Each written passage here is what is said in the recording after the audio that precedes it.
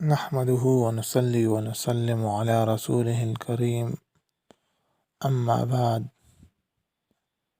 ناظرین کرام، عشق طبیعت میں رقت پیدا کرتا ہے، نفس میں لطافت پیدا کرتا ہے، انسان کو مکارم اخلاق پر آمادہ کرتا ہے اور شجاعت و بہادری، کرم و سخاوت، مروت و رقت پیدا کرتا ہے۔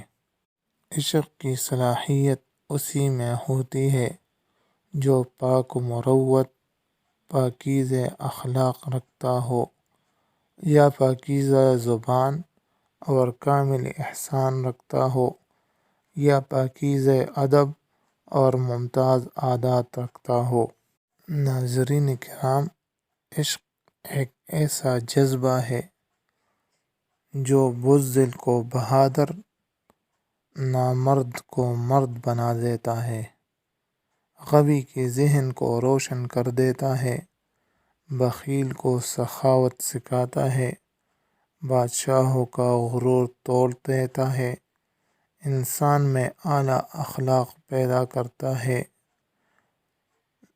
عشق ان لوگوں کا انیس ہے جن کا دنیا میں کوئی انیس نہیں، ان لوگوں کا جلیس ہے جن کا کوئی جلیس نہیں۔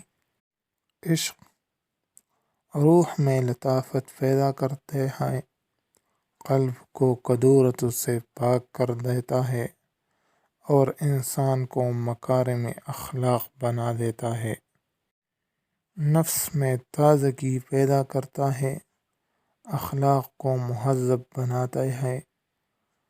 عشق کا اظہار طبعی امر ہے اور اس کا اخفاء سراسر تکلیف ہے۔ ناظرین کرام، اگر عشق و محبت نہ ہو تو دنیا کی ساری نعمتیں بیکار ہے۔ بندوں کے پاس اللہ تعالیٰ کی جانب سے جو کچھ پہنچ رہا ہے وہ اس امر کی دعوت دے رہا ہے کہ اللہ ہی سے محبت کی جائے، اور جس سے اللہ محبت کرتا ہے اس سے اللہ کی محبت کی وجہ سے محبت کی جائے۔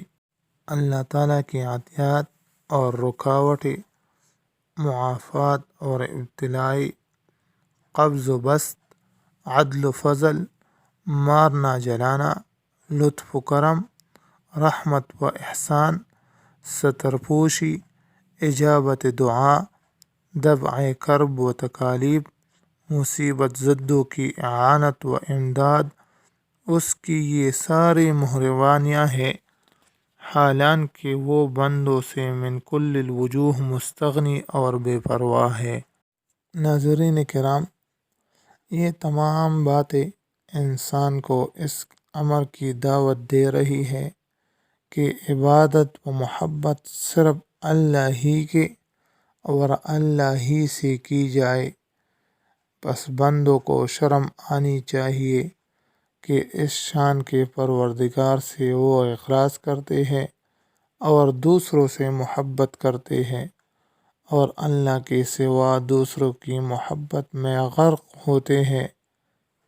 نیز یہ کہ مخلوق میں سے کوئی بھی تم سے اس وقت تک بھلائی اور اچھا معاملہ نہیں کرتا جب تک کہ وہ اپنا فائدہ نہ سوچ لے، لیکن رب العالمین کی شان یہ ہے کہ تمہاری ہی فائدہ کے لیے اور تمہاری ہی بھلائی کے لیے تمہارے ساتھ بھلائی اور اچھا معاملہ کرتا ہے، اور چاہتا ہے کہ تمہیں بڑے سے بڑا فائدہ اور اعلیٰ سے اعلیٰ نفع پہنچے۔